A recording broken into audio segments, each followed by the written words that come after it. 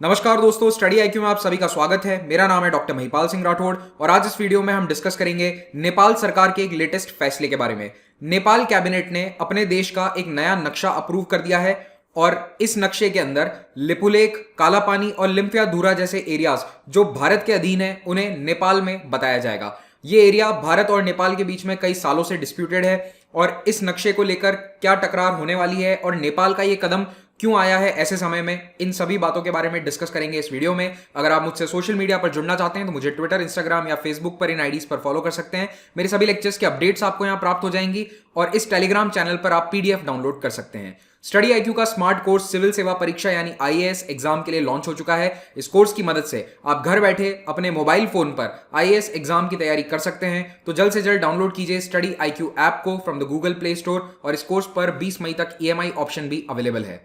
नेपाल के मंत्रिमंडल ने आज एक नया नक्शा अप्रूव किया है और इसमें इन तीन इलाकों को, इन तीन एरियाज को अपने देश में दिखाया है, लिपुलेख, कालापानी और लिम्फियाधुरा। आगे आपको मैप में बताऊंगा मैं कि ये सारी टेरिटरी कहां पर स्थित है। इसके साथ ही नेपाल की रूलिंग पार्टी यानी नेपाल कम्युनिस्ट पार्टी के जो पार्लियामेंटेरियंस हैं उन्होंने एक स्पेशल रेजोल्यूशन भी टेबल किया है आज पार्लियामेंट में, जिसमें यह कहा गया कि नेपाल अपनी टेरिटरी यानी कि कालापानी, लिम्फियाधुरा और लिपुलेख को भारत से फिर से लाएगा, अपने देश में शामिल करेगा। तो ये रेजोल्यूशन पास किया गया है। अब ये न्यूज कि नेपाल एक नया नक्शा जारी करेगा कल रात को नेपाल के फॉरेन मिनिस्टर के द्वारा ट्विटर पर शेयर करी गई थी। उन्होंने कहा था कि देश एक नया मैप बनाएगा, पब्लिश करेगा, जिसमें सारे ही राज्यों को, सारे ही डिस्ट्रिक्ट्स को डिटेल में फिर से उनका मैप बताया जाएगा। अब इस मैप को लाने के पीछे सिर्फ एक ही रीजन है कि लिपुलेख, कालापानी रीजन को अपने देश में बताना। और प्राइम मिनिस्टर खड़गा प्रसाद शर्मा ओली ने आज पार्लियामेंट में यह भी स्टेटमेंट दिया नेपाल में कि ये एरियाज नेपाल के हैं और हम इन्हें वापस लेकर रहेंगे। तो ये पूरी तकरार शुरू हुई लगभग 10 दिन पहले, जब भारत के बॉर्डर रोड्स ऑर्गेनाइजेशन ने लिपुलेख पास तक के लिए एक नई रोड बना दी है। और इस रोड के बनने से भारत को फायदा ये होगा कि जो कैलाश मानसरोवर यात्रा होती है वो काफी शॉर्ट हो जाएगी। ज्यादातर रास्ता अब उसका भारत से होगा। अभी पहले रास्ता काफी लंबा था, या तो नेपाल या फिर सिक्किम होकर जाना पड़ता था। तो ये रोड बनने से ये रास्ता बहुत ही शॉर्ट रह जाएगा।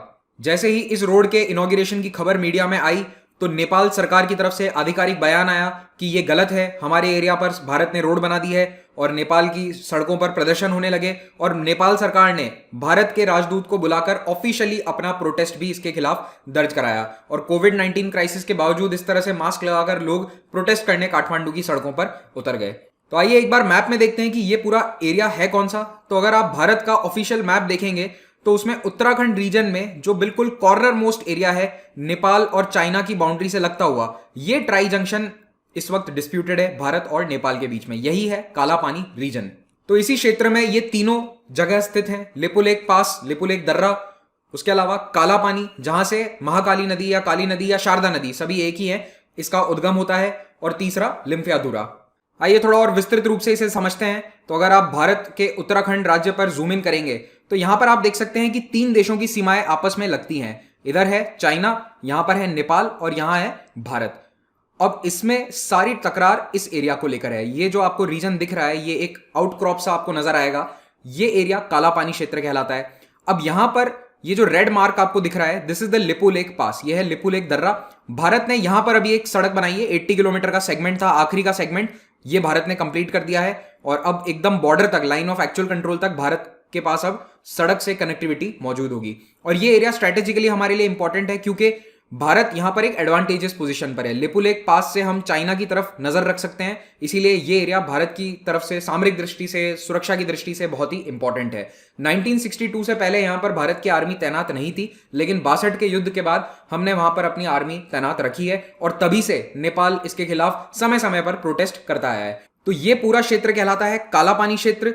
ये जो रेड डॉट यहां पर मार्क्ड है, दिस इज लिपुलेख पास, और यहां पर स्थित है लिम्फियाधुरा। तो नेपाल इस पूरे एरिया को, इस लाइन के इस तरफ, इस एरिया को अपने टेरिटरी में क्लेम कर रहा है।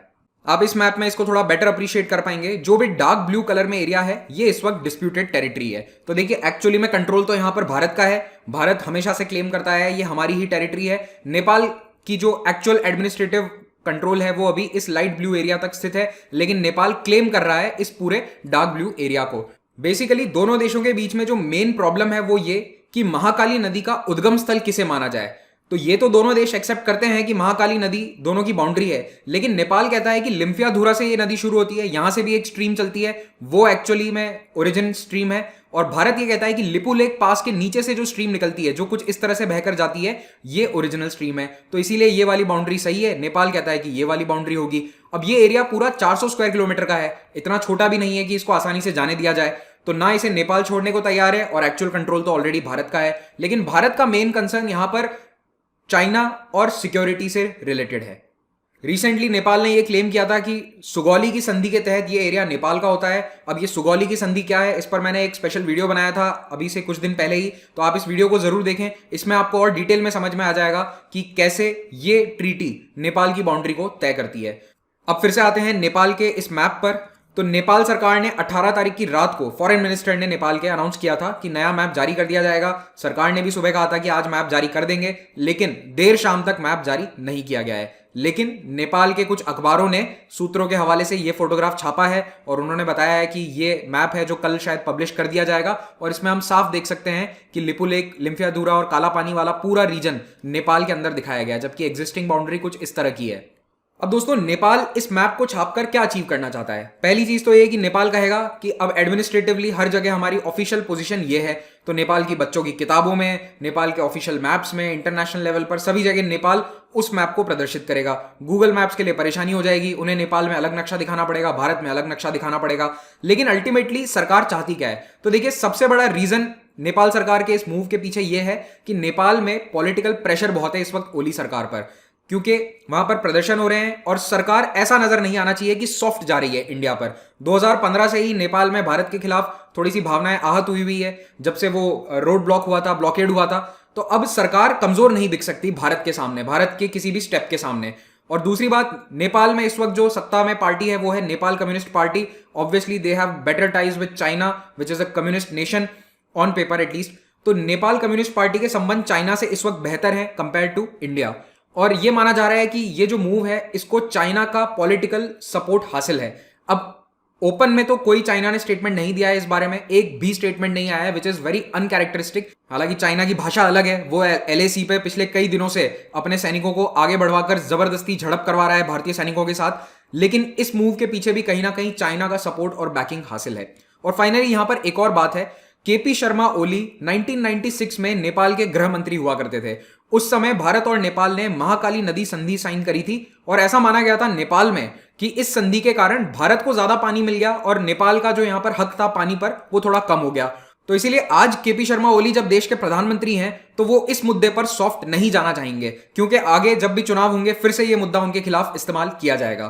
तो आपको ये लेक्चर कैसा लगा कमेंट में जरूर बताइएगा। Thank you very much for watching this. Have a great day.